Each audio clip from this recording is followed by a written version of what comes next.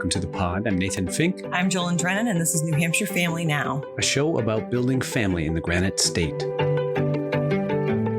Today on the podcast, Children's Trust Communications Specialist Victoria Carrington joins us to talk big hair, being a weirdo, in the scene space that is representation. And later, I'm joined by a Ride for Resilience panel who connects the dots between family strength and family support. New Hampshire Family Now is brought to you by the New Hampshire Charitable Foundation. Since 1962, the Charitable Foundation has worked hand in hand with generous and visionary citizens to maximize the power of giving and support, collaborate, and lead innovative initiatives. Initiatives like New Hampshire Tomorrow, which is focused on making sure children and families have access to education, healthcare, and career pathways to ensure every family member thrives. To learn more about New Hampshire Charitable Foundation and all their initiatives, go to www.nhcf.org. This podcast was also brought to you by Family Support New Hampshire. Family Support New Hampshire is NH's coalition of family resource centers and family strengthening programs that exist to ensure Granite State families have access to resources so both caregivers and children can succeed, because supported families are strong families. To find a family resource center near you, visit www.fsnh.org. Hey, it's Nathan, co-host of New Hampshire Family Now. I wanted to take a quick break from the show because it occurred to me the other day that I've never asked you to subscribe to this podcast. Subscribing is free, and when you do it, it helps our placement algorithms, making it that much easier for caregivers across New Hampshire to find valuable information and strategies for their families. Also, you'll be alerted when a new episode drops. And if you like the show, leaving a review helps us that much more. So go to wherever you get your podcast, type in New Hampshire Family Now, and as the kids say, smash that subscribe button. I say click it, because if you smash it, then you're going to need a new one. Thank you and enjoy today's podcast. Hello and welcome to the podcast. Today on the show, we welcome someone new to the trust, someone borrowed. What's your favorite color? It's actually blue. That is so lame and cheesy. Someone named Victoria Carrington, who is the Children's Trust new communications guru. Victoria, it's a pleasure to have you on the show. Thank you. It's wonderful to be here. I really am super excited. 4 weeks in, I noticed you still have a bounce in your step. Yeah. I suppose now is the best time to ask, what brings you to the work of the Children's Trust? Yeah. I mean, when I met you about a year ago and talked about strengthening children and families through New Hampshire, I was like, oh, I love this message, considering I moved to New Hampshire to help with children who aren't mine. So first off, families are really important to me. Second, some might not realize that I had a career in education before, because teachers are a huge, if not very vital part of a child support system. And I'm so glad you're on the trust team. I'm so glad you're in the Marcom team, which we call obviously the dark side. Of course. Your resilience factor burns so brightly. Mm-hmm. I would love to explore, where's that come from? You know, I was raised as an only child, and I think some of that comes from just that level in my childhood of spending a lot of time alone. Like, my dad travels a lot for work, so he was able to provide, you know, a really financially great life. And what I've learned is, like, my mom had some supports, but she didn't have all the support she needed. So to counteract that, I had to basically learn to kind of care for myself a lot more, and maybe a lot sooner than some. But that's where that resiliency comes from. My mom would be doing, you know, she'd be taking her break, and it's like, but who do I play with? You know, and I was a very shy kid. And that is actually why I studied communications. So to get out of yourself a little bit? Listen, when you are the multiracial, quiet, only child in your neighborhood, that screams weird. Now I'm like, I'm the weird kid, guys. You had mentioned earlier this idea of communal support, and I'm very much curious, to your mind, given your background and where you were reared and how you were reared, what does communal support look like? That's a really great question. I think communal support is when you feel like you have something you can lean on, whether that's a person, whether that's an institution. I know that no matter what, how I show up, that this entity, this support is going to be there. Now, you had mentioned earlier about growing up multiracial, quiet, and seeing support that looks like you, that feels like you, that talks like you, that acts like you is critical to essentially access. And that's obviously representation. So I want to put those two pieces together based on kind of where you're coming from, this idea of communal support and representation. How do you see those two things merging together to cause more access? So support is, I've got you. Representation is, I see you. Both of those things are important. But just because somebody's got you doesn't mean someone sees you. And I think that that's an important distinction and why representation is so important in child rearing, in, just the human experience. And I say it that way because, going back to the supports my mom did have, I was raised really religious. And so there was a lot of very nice people that were there that would care for me, but none of them look like me. None of them look like my mom. None of them really look like my dad. And so while everybody was nice and I felt like, supported and cared, I didn't feel seen. And that's a real important distinction. It's a similar concept, but I keep thinking about my son Loic, who has wildly long hair. Mm-hmm. Every time he sees someone who has long hair like him, you can see him brighten up, which is interesting because I remember early on when we went to the pediatrician was asking about why aren't we cutting his hair? And, it's just amazingly wild and beautiful. And I have so much envy. But I think about that in just the ways in which we see ourselves reflected back to us and what that affords us in terms of security. And then what it affords us in terms of possibility. So if we feel seen, we feel heard, we are more likely to seek that access point. And what then does it afford us in terms of our aspirations? So when you have community support and you have representation, that is the spark that lights up brilliance. And that's how one goes from resilience to brilliance. And the callback to so I love how you're talking about your son and long-haired boys, that's amazing. And so I think about my own, to scope in on that of representation. So anyone who knows me today, especially in New Hampshire, knows that I have this big curly hair. I got big hair, But in that representation, going back to how I grew up and I said I didn't see anybody look like me, I straightened my hair. Actually, props to my mother, every Sunday night would sit for 4 hours and straighten my long, curly, thick, beautiful hair because I didn't see anybody with hair like mine. So why would I wear my hair curly when everybody I saw had straight hair that was very different than mine? And so I spent all of those years taming it. And I remember I wore it once curly in high school and people were like, what happened to you? And that's the other reason why representation, because so many people were questioning me. They were like, what's wrong with you now? Your hair is different. What's wrong with you? And that's what I heard and felt is something is different about me. Something is wrong about me. Okay, got to get back in the assimilation machine. And I think that that's why representation allows you to be safe. It allows you to be who you are. Yeah. I think that it adds to that piece of that community support that can always be there. But I don't want a safe space. I want a seen space. Seen space. That's incredible. What we should do is we should create a new segment for the podcast where we dedicate it specifically to underrepresented narratives. Are you down? That would be dope. I'm 100% down. Well, I am so thrilled to be having this conversation with you. I'm even more thrilled you're on staff now so we can work together every day. Thank you so much for coming on the show, Victoria. It's a pleasure to have you. Absolutely. It's been a pleasure and a lot of fun. We're going to take a short break, but when we come back, I'm thrilled to welcome a panel of guests to talk about our up-and-coming Ride for Resilience. Don't go anywhere.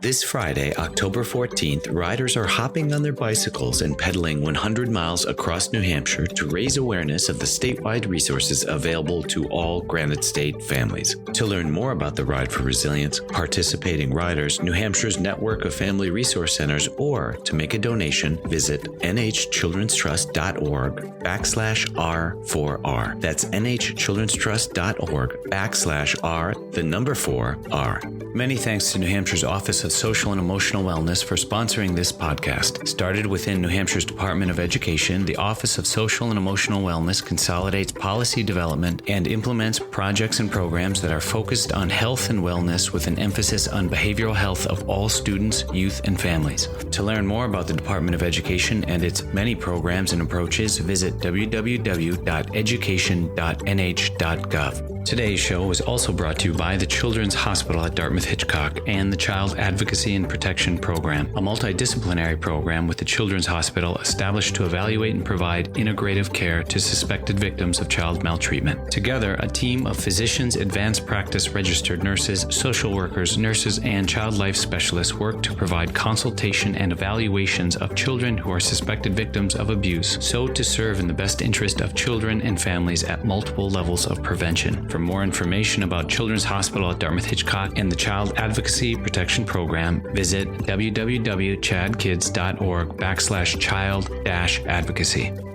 Welcome back to the podcast. And for this segment, we are thrilled to welcome a panel of family strength influencers. Penny Vane, Program Director from Healthy Starts at HCS Services in Keene. Margaret Nelson, Executive Director at the River Center in Peterborough. Brenda Gugisberg, Executive Director at the Upper Room in Derry. And Mark Knights, Partner at Nixon Peabody and founder of the Ride for Resilience. Everybody, welcome to the show. Hi. Hey. Hi. Hi.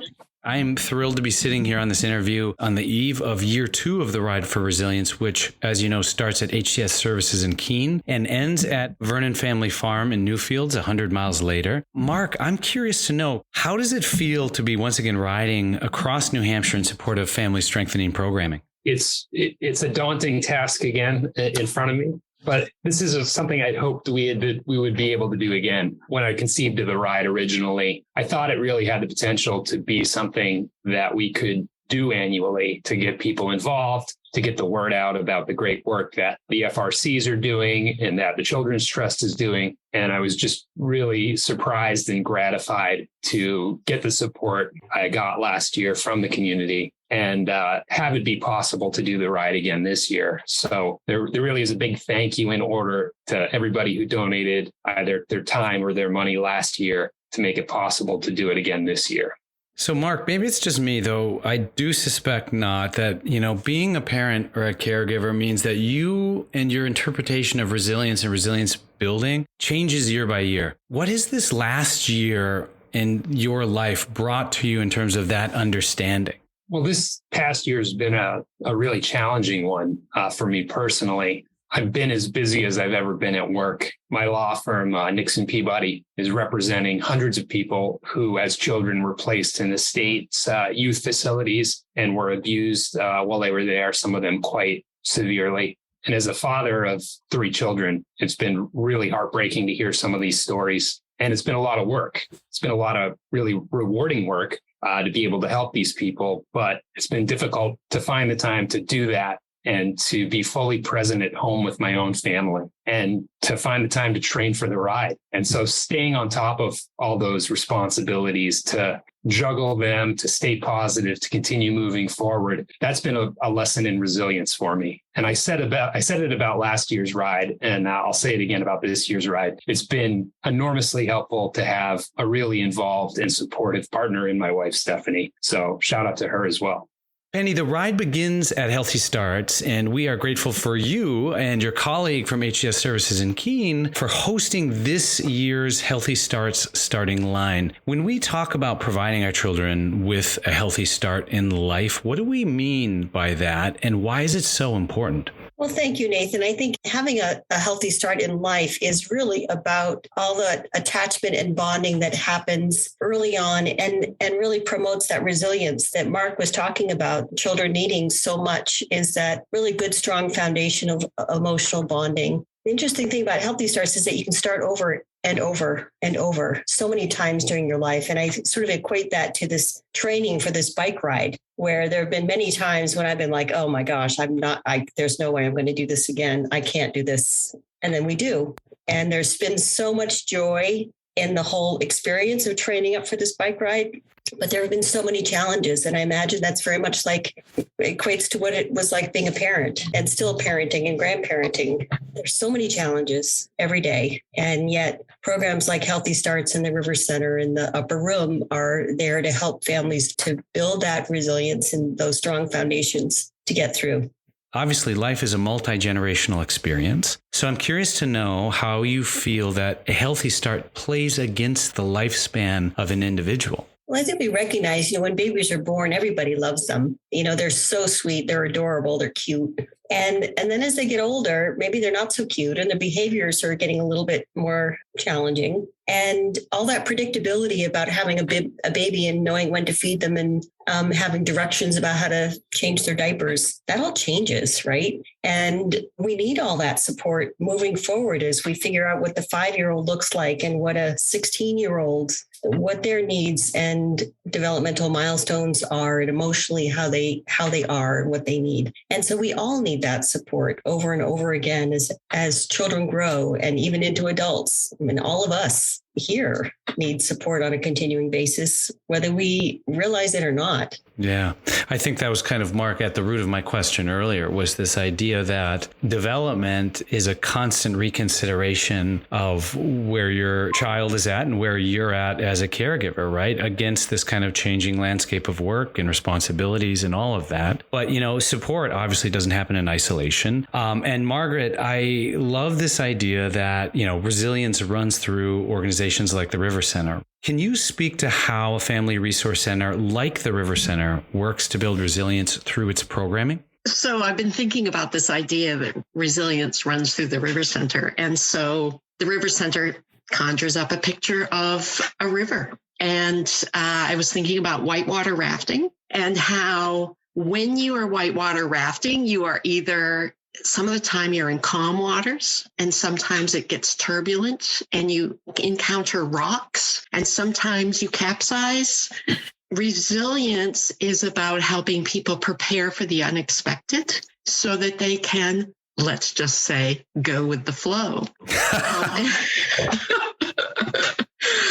But there's things you do when you're going to go whitewater rafting to prepare for the unanticipated sort of things that might happen. The rocks will happen. You will encounter rapids. You will also encounter calm. How do you prepare for that? You get yourself a life jacket. You never whitewater alone. You know how to swim. You're anticipating this stuff. You learn techniques. The same thing happens in family resource centers with families because it can be turbulent. Mm-hmm. It also can be such a joy. But our resilience comes when we're prepared for the unexpected. We have started a savings account so that we can get the new tires. We are anticipating child development. We are learning tips and tricks to help us with our parenting skills. We are meeting other people that are also going through the same thing. We're developing our tools so that we can go with the ebbs and flows of our parenting journey. So that's what all of our family resource centers are striving to do to prepare families and individuals for the life that we lead. I'm so glad you said it and framed it like that, because it's almost like you bring this stuff hoping you may never use it, but when you need it, it's there. And that also speaks to this idea of connection, right? Connection to resources, but also connection to others. And this particular ride is meant to physically connect family resource centers across the state. This concept of connection, why is it so important to the work that you're doing? None of us can do life by ourselves. Raising a child, I think, can be very isolating and very daunting. I myself lived in a cabin in the woods when I had my firstborn, and I'll just tell you, it's very isolating. We all need other people to come alongside us. And sometimes it's not that easy to meet other people who your neighbors may not be in the same place as you are. So to be able to meet other people who are also raising a baby or a toddler or a elementary child or a teenager, there's a camaraderie there that we learn from each other. And we need each other. And it doesn't really matter what your socioeconomic or educational background is. Raising a toddler is raising a toddler. And there are a lot of similarities and things that we learn from each other. And to know that we're not alone and to know that there is a resource for us. As family resource centers, I always like to emphasize the resource part. We are there to be a resource, no matter where you're at in that stage of life. Now, Brenda, I use that word intentional, and I've used it before because I think that what we are doing here with all of this is really creating intentional pathways of support within the community. And if we are to step back and define what intentional support looks like in, say, Derry, where you're located, what would you say? I'm a teacher by trade.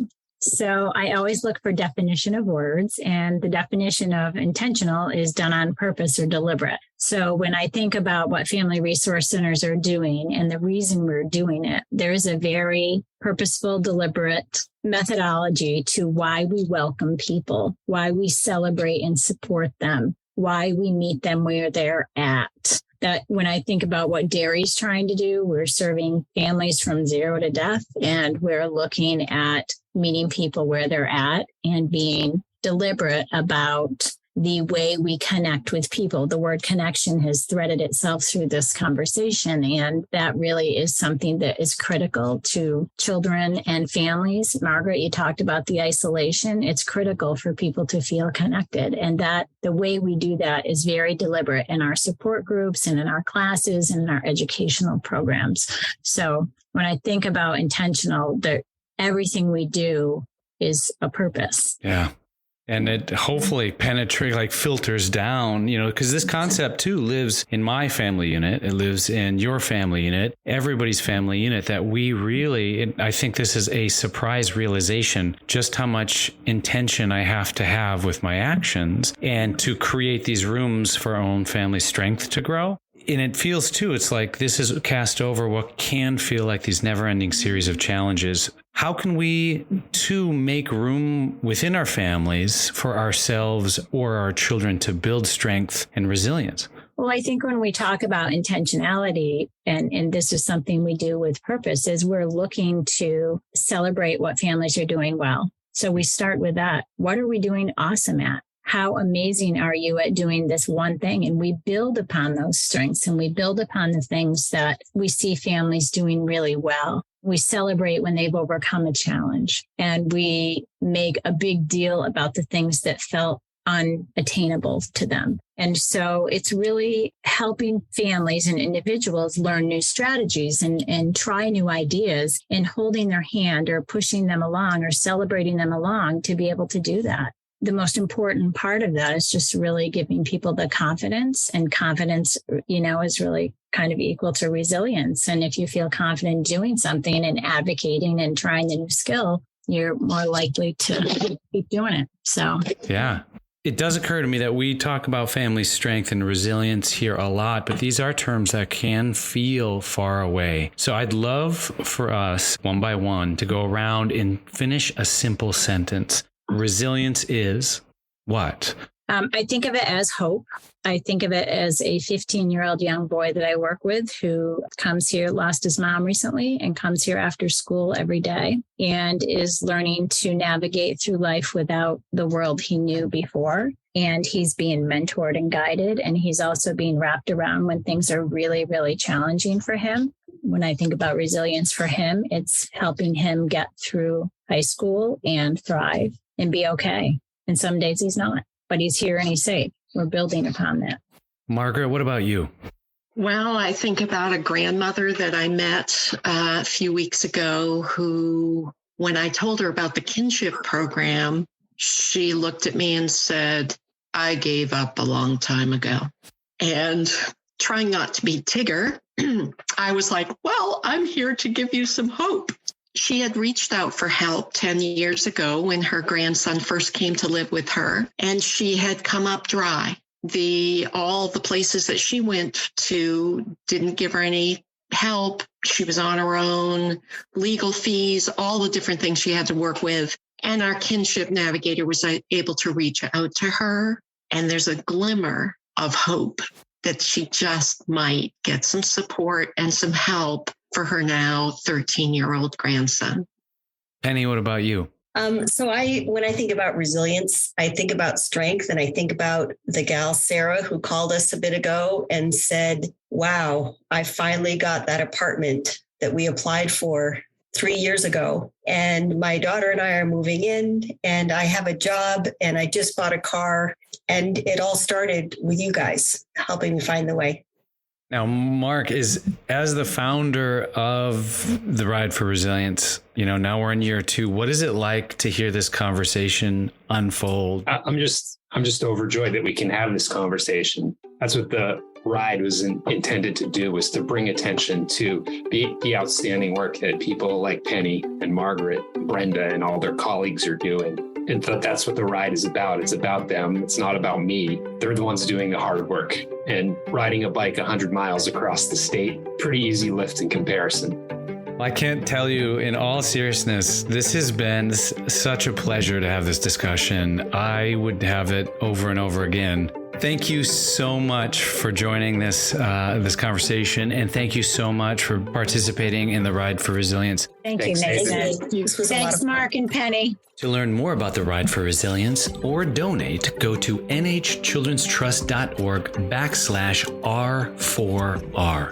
Many thanks to the Samuel P. Hunt Foundation for sponsoring this podcast. Established in 1951, Samuel P. Hunt Foundation is a Manchester-based, independent nonprofit that provides grants primarily for the arts, children and youth services, faith-based organizations, educational institutions, healthcare, and human services. This podcast was brought to you by Nixon Peabody, who delivers exceptional legal services for clients in the community by combining high performance, an entrepreneurial spirit, deep engagement, and an unwavering commitment to a culture of collaboration, diversity, and humanity. Nixon Peabody works with universities, hospitals, and nonprofits of every size to maximize impact. For more information, visit nixonpeabody.com. New Hampshire Family Now is listed on Apple Podcasts, Spotify, Google Podcasts, Amazon Music, Stitcher, iHeartRadio, and more. Listen wherever you get your podcasts or ask your smart speaker to play New Hampshire Family Now.